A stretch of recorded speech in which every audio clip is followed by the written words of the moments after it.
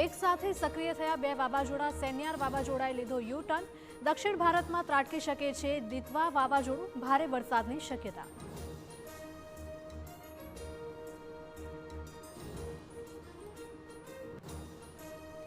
થી 10 ડિસેમ્બરે વાતાવરણમાં પલટો આવવાની અંબાલાલ પટેલની આગાહી.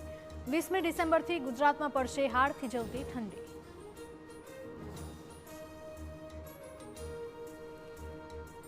ડ્રગ્સ કેસમાં ઈડીનું અમદાવાદમાં સર્ચ ઓપરેશન. પીએમએલએ અંતર્ગત ઈડીની મિઝોરમ, આસામ અને ગુજરાતમાં તપાસ.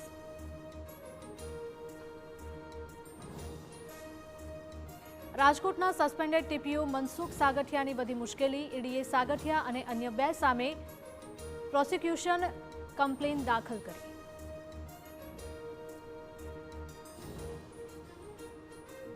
હવે ગોવામાં ગુંજશે જય શ્રી રામના નારા. આજે પીએમ મોદી કરશે પ્રભુ રામની 77 ફૂટ ઊંચી પ્રતિમાનું અનાવરણ.